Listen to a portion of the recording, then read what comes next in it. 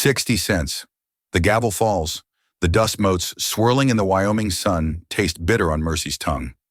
Rope bites her wrists, more spectacle than restraint.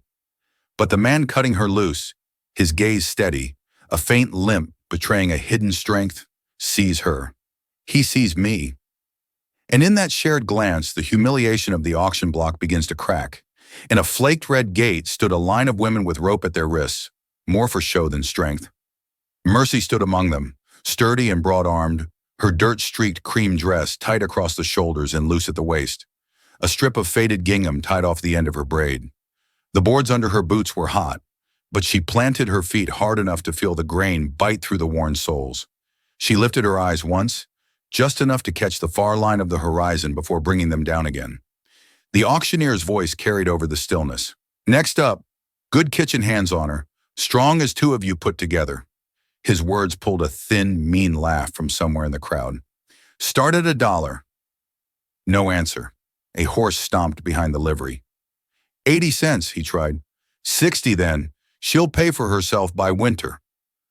From the right, a voice cut in. You paying us to take her? Laughter broke again, sharper this time. At the back rail stood a wiry man in a sun-bleached hat. He wasn't the tallest in the yard, but there was a steadiness in the way he stood that drew the eye. Narrow shoulders, long arms, and a lean frame marked him as someone who worked hard without wasted motion. A faint limp in his left leg showed when he shifted his stance. He watched the platform with the calm of someone used to weighing a thing before acting. The rope at Mercy's wrist shifted, and she steadied herself with the smallest pull of her arms. The man raised one hand. The laughter faded into silence. The auctioneer blinked. You bidding, sir? A single nod. 60 cents. Sold. The gate swung open. Heat came up from the yard in a wave. The man stepped forward, drawing a small knife from his pocket. One quick cut, and the rope fell away.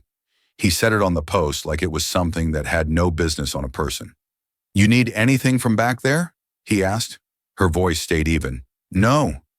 Wagons this way. They walked through the press of bodies. A voice muttered, could have had the redhead. Another said, fat one'll eat him poor. Mercy's cheeks flushed, but her stride didn't falter. The man's boots tapped steady on the boards, and he didn't look at either speaker. At the wagon, he took the rail in one hand and waited for her to climb. She did, settling on the bench. He stepped up beside her, reins in hand, and the team leaned into the traces. The bell clanged again behind them, but they were already rolling past the last hitching post, heading into the pale stretch of road where heat shimmered and the land opened wide. The wagon creaked along the rutted road, wheels biting into hard-packed dirt. Grass on either side lay flat from wind, and the air carried the dry scent of sage. Mercy sat upright, hands folded in her lap, watching the land roll past in shades of gold and brown. Beside her, Jonas kept his lean frame steady on the bench, one hand light on the reins, the other resting on his thigh. The brim of his hat cut a shadow across his angular face. His shoulders were narrow, his build wiry, the muscles in his forearms moving with the slow rhythm of a man who worked without waste. A faint hitch in his left leg showed each time he braced his boots against a rut. They'd been riding nearly a mile before Mercy spoke. You didn't ask my name. Didn't figure it mattered until you felt like giving it. His voice was quiet, matter of fact. It's Mercy, she said. Jonas gave a single nod. All right then. They passed a pair of crows on a fence post.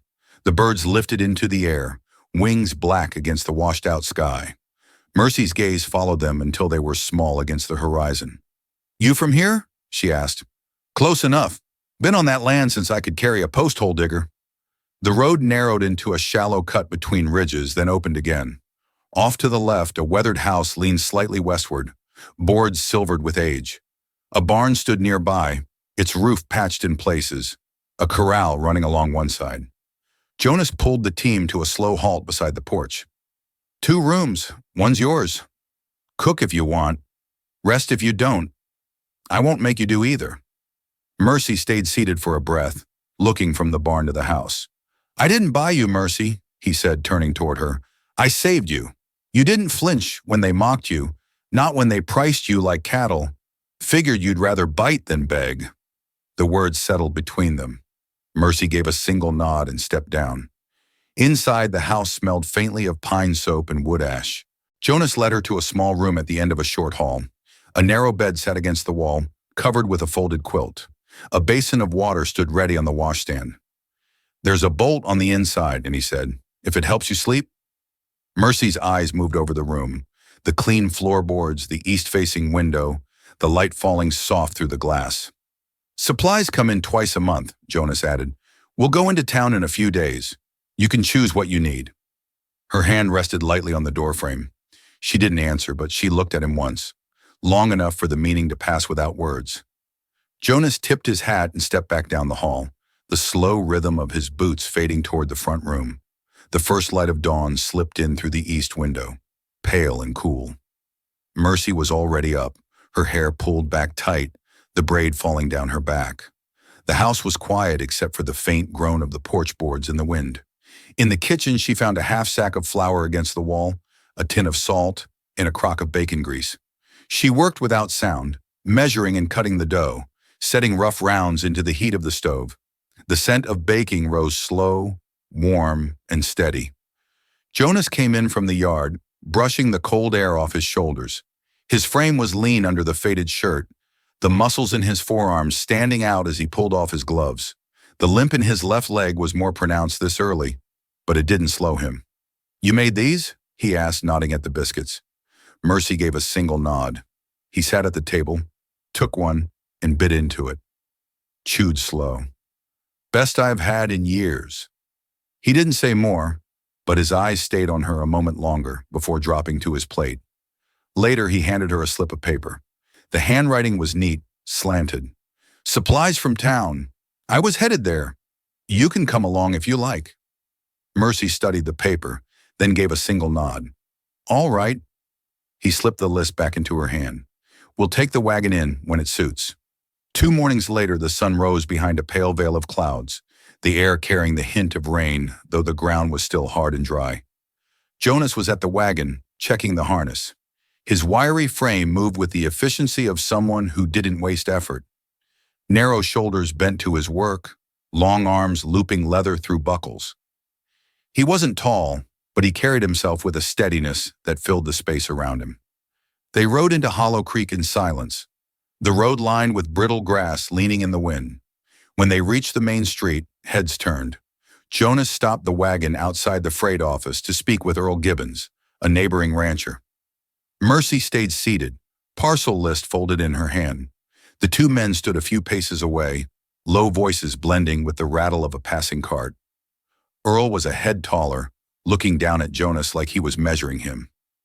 "You ever decide you don't want her?" Earl said. "I've got a hand who could work her keep. Trade you a pair of good mules." Jonas's answer came without hesitation. "Not happening. She'd be better off." Jonas cut him short. "She's not up for trade. Not now. Not ever." The conversation ended there. Earl gave a short, awkward nod and stepped back. Jonas returned to the wagon without looking back, his stride even and unhurried. "Freight office?" Mercy asked. "Done," Jonas said, climbing up.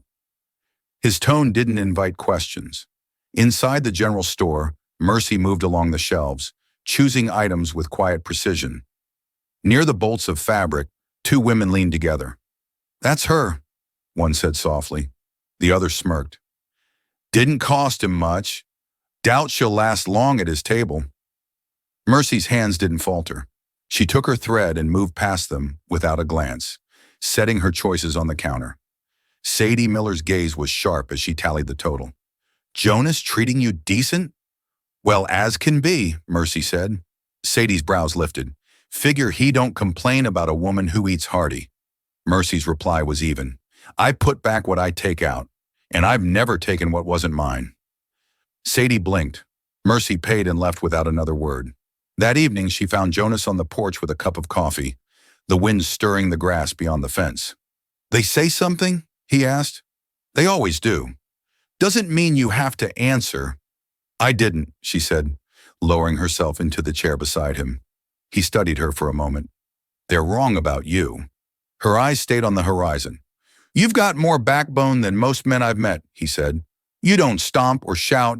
You just hold steady." She glanced at him, the faintest shift in her mouth. I don't need flattery. It ain't flattery, it's truth. The wind moved through the wheat and neither of them went inside. Autumn came slow to Hollow Creek, the nights cooling first, then the mornings until a thin frost began to lace the porch rail before dawn. Mercy moved through her days with quiet certainty, feeding the hens, patching shirts, hanging laundry on the line so it swayed in the wind like a row of pale flags. Jonas didn't hover. He let her set her own pace, but in small ways he began to trust her with more of the ranch, letting her tally grain for the feed shed, close the barn at night, check fence lines with him. One afternoon they rode along the west fence. Jonas paused to test a loose post, his long fingers pressing into the weathered wood. His frame was lean, his stance careful because of the limp, but his movements were steady. You've got good eyes, he said. Spotted that break before I did. Mercy shrugged. You learn to see things before they give way. That night over supper, she asked about the limp. Horse went over on me when I was 20, he said. Bone-heeled crooked. Kept me out of the cavalry. Kept me here. Could have been worse, she said. Was worse for the horse, he replied, the corner of his mouth lifting slightly. One morning, Mercy opened a trunk tucked in the corner of the cabin. Inside lay a pale blue bonnet and a neatly folded blue calico dress. Both were worn but clean, faintly scented with cedar. They belonged to someone, she asked softly when Jonas came in from the yard. Jonas's gaze settled on the trunk. My sisters. She died young. I couldn't bring myself to throw them out. Mercy brushed the fabric between her fingers. And now?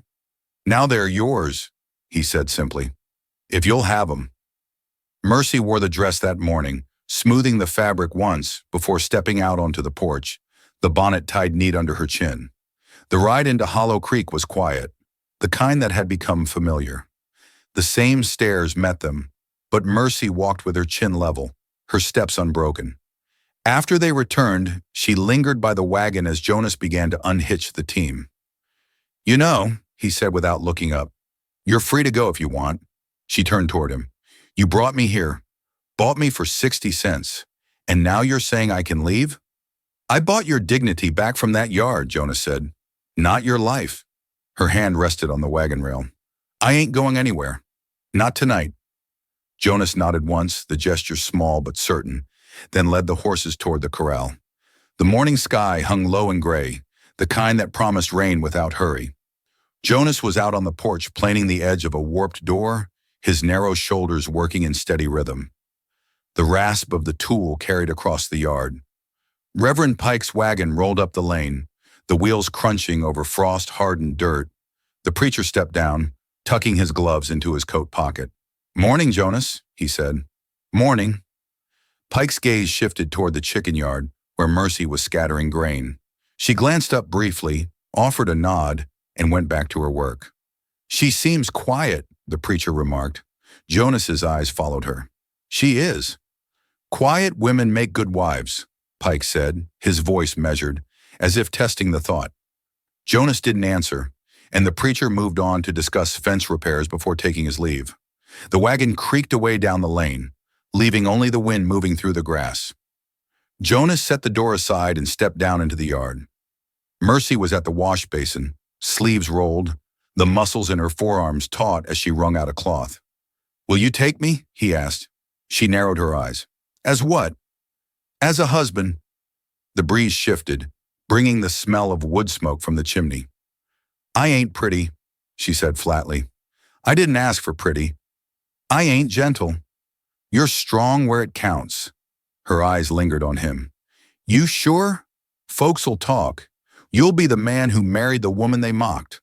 Jonas stepped closer, his lean frame casting a long shadow across the packed dirt.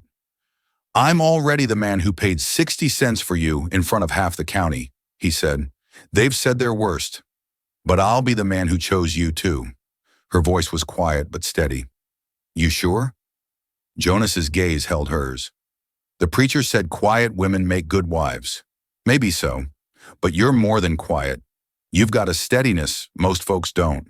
You don't bend when they press. That's worth more to me than anything they'll ever say. Mercy's fingers tightened on the damp cloth. I want a place I don't have to flinch in. You've got it, Jonas said. They stood there a long moment, the space between them narrowing but unhurried. The first drops of rain spotted the ground, and neither moved away. The storm came in fast from the west, dark clouds pushing over the prairie like a moving wall.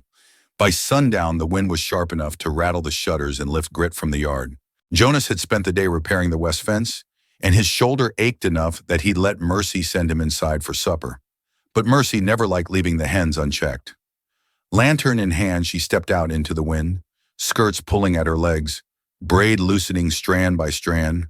That was when she caught it. The smell. Sharp. Wild. Not stove smoke. She turned toward the barn just as lightning split the sky, lighting the world in white. Flames were crawling up the side of the haystack beside the stall wall. In the gust, they leapt higher. The lantern slipped from her hand into the dirt. She ran. From the house came the slam of the front door. Jonas appeared, bareheaded, his lean frame cutting through the wind, boots half pulled on. One hand clutched a bucket, the other braced against his bad shoulder. "Get back," he shouted. "Roof goes, it'll take you with it." "I'm not leaving the horses. You'll burn with them if you stay." She didn't answer. She threw her weight against the side stall door until the wood groaned and gave. Inside, a mare reared, eyes wide, nostrils flaring in the smoke. Mercy untied her rope, slapped her flank, sent her bolting into the storm. Jonas was beside her now, his wiry frame moving with fast precision, throwing water onto the flames, hacking at the dry beams with a shovel. Another stall, a gelding, panicked, hooves striking the floor. Mercy grabbed the halter and hauled him toward the open air. "Mercy!" Jonas's voice cut through the roar. "I've got him!" They'd barely cleared the doorway when the first beam cracked and fell. Jonas lunged, shoving her into the dirt as the fire roared inches behind them. The heat slapped her back even through the blanket of rain.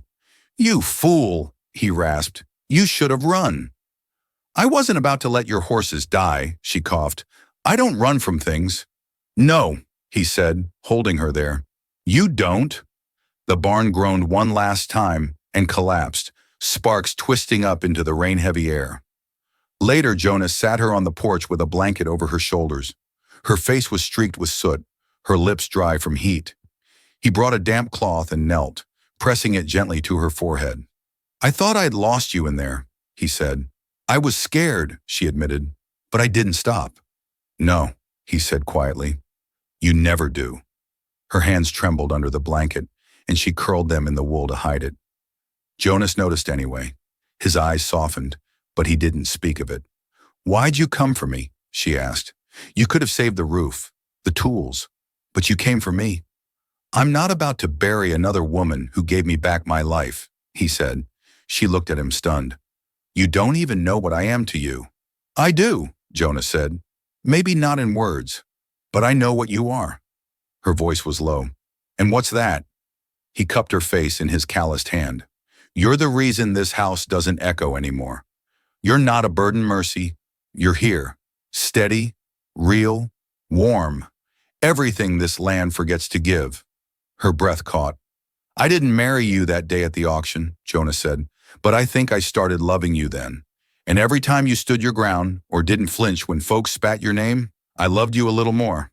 Her tears came silent. "If you'll have me," he said, voice rough from smoke, "I'd like to make that official." She gave a broken laugh. "I ain't wearing white. I don't care what you wear. I snore. So do I. Might be we'll keep each other awake." She leaned forward and kissed his forehead, smoky and damp. "You're not perfect," she whispered. "Neither are you. But I think we could be enough," she said. His smile was crooked and tired, but whole. They were married 2 mornings later in the kitchen, the gray light of early day falling across the table. Reverend Pike stood between the stove and the window, Bible open in his weathered hands. Mercy wore her work dress, sleeves rolled, hands dusted with flour from the biscuits she'd started before dawn. Jonas stood across from her, his wiry frame steady, narrow shoulders squared with quiet certainty. The vows were spoken plainly, without flourish. "You meant every word?" Reverend Pike asked when it was done. "I meant every last one," Jonas said. Mercy didn't speak, but she didn't look away from him either. Her stillness was its own kind of answer. Jonas stepped closer, his hand brushing the side of her face. She didn't wait for him to speak. They met halfway, the kiss steady and sure. Not for show, but for the keeping. In the warm hush of the kitchen, it felt like something quietly sealed, something that would hold. Reverend Pike closed his Bible and gave a small nod. Well then, I'll call it done. By the time they reached Hollow Creek that afternoon, word had already passed down Main Street. Some turned their backs as they drove in, others whispered behind their hands. One man spat in the dust near the wagon wheel but kept his eyes lowered. They stopped at the general store. Jonas stepped down first, then offered his hand to help her. She took it without hesitation. Inside, the room felt quieter than it should have. Sadie Miller stood behind the counter, her lips pressed thin. We need flour, sugar, and that honey you keep behind the spice rack, Jonas said. You don't need all that, Sadie replied, her gaze sliding toward Mercy. She'll eat you out of house and home. Jonas didn't blink. If I keep her fed, she won't have to bite back at folks who forget their manners. Gasps rose from the back of the store. One chuckle, low and quick, broke the silence. Sadie's face flushed dark, but she said nothing more. They packed the supplies in the wagon. Jonas's jaw set hard as they tied the last sack in place. Mercy watched him, seeing the fine lines at the corner of his eyes tighten. He wasn't ashamed. She knew that. He was burning at the smallness of people who thought they could shrink her. They were halfway to the end of the street when a voice came from the saloon steps. Hey, Cowboy, the man drawled, leaning against a post with a clean beer glass in hand. That the same one you bought at auction? Figured you'd have traded up by now. Mercy froze. Jonas turned slowly, his lean, shorter frame straightening, eyes locking on the man. Say that again. The man straightened, smirk faltering. I said, he didn't finish. Jonas was already walking. Not fast, not loud, just final. The heckler's grin carried a flicker of doubt now, maybe because Jonas stood a head shorter and looked slighter than most cowhands on the street. But the fist landed clean and hard in his gut, folding him over and sending the glass shattering in the dust. You open your mouth about her again, Jonas said, his voice carrying clear, and I'll close it for good. No one moved. The man wheezed on the ground, his friend stepping back without a word. Jonas dusted his hands and returned to the wagon. Too much? He asked as he took the reins. Mercy raised one brow. Felt just right. The team pulled them out of town to the sound of silence. No laughter now, just the creak of harness leather and the steady beat of hooves. The prairie opened wide as Hollow Creek faded behind them, the late light turning the wheat fields into slow-moving rivers of gold. The air was cool now, carrying the faint scent of dry grass and wood smoke from somewhere far off. Mercy sat beside Jonas, her hands folded in her lap, watching the horizon draw long shadows across the land. Jonas held the reins loose but steady, his wiry frame leaning into the sway of the wagon. Neither spoke until the ranch house came into view, leaning slightly west as it always had, the porch rail catching the last fire of the day. Inside, they unpacked the supplies in an easy rhythm, her setting flour and sugar on the shelf, him fixing the stubborn hinge on the smokehouse door. The quiet between them wasn't empty. It was the steady hum of two people working in step. When the sun dropped, they took their coffee outside. The porch boards creaked under their weight as they settled into the bench. The air was crisp now, and the wheat beyond the fence moved in slow, whispering waves. Jonas stared out toward the darkening fields. You ever think twice about it? Mercy turned her head. About what? Letting folks see. Letting them know you stayed. Her fingers traced the rim of her cup. You know what they saw the day you walked me out of that yard? He waited. They saw a woman who didn't beg and a man who didn't flinch. That unsettles people. Makes them look at their own lives harder than they want to. Jonas's gaze stayed on her. They're still unsettled, but they don't laugh anymore. She was quiet a moment. You never asked me why I stayed. I'm asking now.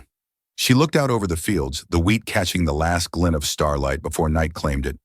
Because this is the first place I've ever been more than a burden. He nodded slowly. You're more than that to me. She reached for his hand, her grip firm. I know. The bench held steady beneath them, the night wind brushing past the wheat like a whisper. Stars began to lift out of the dark, one by one. They sat side by side, hands joined, the silence between them carrying more weight than words. Not waiting for the world's approval, but knowing they'd built their own place in it.